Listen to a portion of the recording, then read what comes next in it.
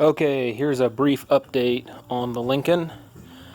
I put in that center brake light, and I put in these trim pieces here around the edge of the trunk. A little bit more of a gap in there than I'd like, but for now it's going to be okay.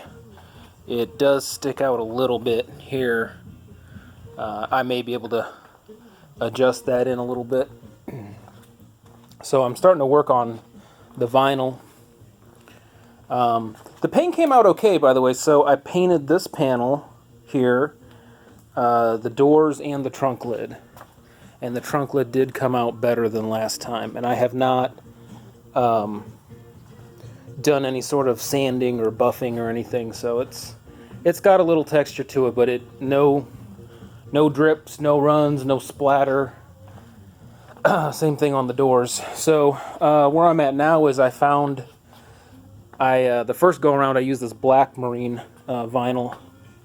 Dang, mosquitoes everywhere in here today. Okay. So now I got this gray marine vinyl, and I am gluing that into place rather meticulously. It's a very long process to get this stuff to stick on here. I'm using epoxy for this too. There's probably something better I could use, but that's all I could come up with. And the next thing I need to address is this piece. So it turns out these are clips. I hadn't noticed them till now. There's actually clips that go inside this trim piece, and of course they're all, screwed up in there. So I'm probably going to end up removing these little clips and then gluing this into place here, because it really doesn't want to cooperate. And here, I am going to lay down a strip right where these holes used to be of a, what is it called? It's a 3M trim tape. So I'm going to put the trim tape down, get my vinyl kind of set where I want it to be, and then roll it over the top. And as I do so, I'm going to glue it down. And this area here, this was really troublesome. I kind of wanted to do this with a newer model year Lincoln, because the newer ones, if you get a, what is it? I think it's a 99 or newer. It no longer has this style of door with the opera window. The door and that little quarter window are one, and it doesn't, this piece is all solid. So what I'm getting at is underneath this cover, this gap right here, this is where the old window went. So you've got this sheet metal, and then you have this big gaping hole in the middle that you have to cover up somehow. And that's why this ugly plastic thing is on here, is because I was trying to create something, that didn't look like this, So that's kind of a hard shape to work with, because it is curved, and then you've got, this hole, and then basically this entire region is just a hole. There's nothing in here.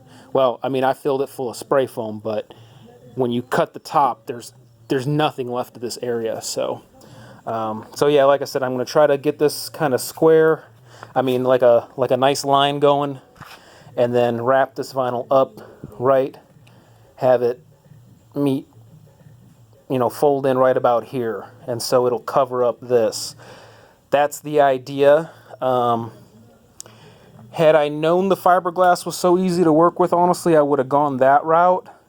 I may end up putting a little bit of fiberglass in here. I'm not sure yet, but this is a a really jagged and ugly piece of sheet metal to work with if you saw what was under here. And as I'm going through with the doors, I'm actually rounding them off with a grinder and just trying to create a real soft kind of edge, like a smooth surface, so that the vinyl doesn't get hung up or ripped or anything like that. Because once this thing sets in its place, and I don't want to ever revisit it again. And so this I just simply fold over, and tuck it in. So I'm gluing it, glue it here, let it set, glue it here, let it set. then glue it again, let it set, and that's kind of how I'm going about this. So far so good. I mean, it's not going to be perfect, but the idea is just to hide these ugly cuts, and I mean, I don't know what else to do about it. So the other thing is, once you take this, I don't want to call it a trim piece, this is what goes up against your window inside the door. This piece is kind of shitty to deal with because it actually has a piece hanging out about an inch out from this. It's kind of like a flap. And so I ended up going through and trimming this all down to try to get that cleaned up a little bit. And then for some reason on these older Lincolns, these interior panels want to bend kind of up and out. I don't know why it has a tendency to do that, but it does. There's really not much I can do about it, I guess. I've thought about taking these doors apart and actually gutting the inside, taking everything out, just for weight savings. Not like it matters that much, but just to prevent any possible rattles in the future. Just to get rid of anything I don't really need. So anyway, that is the update, the progress.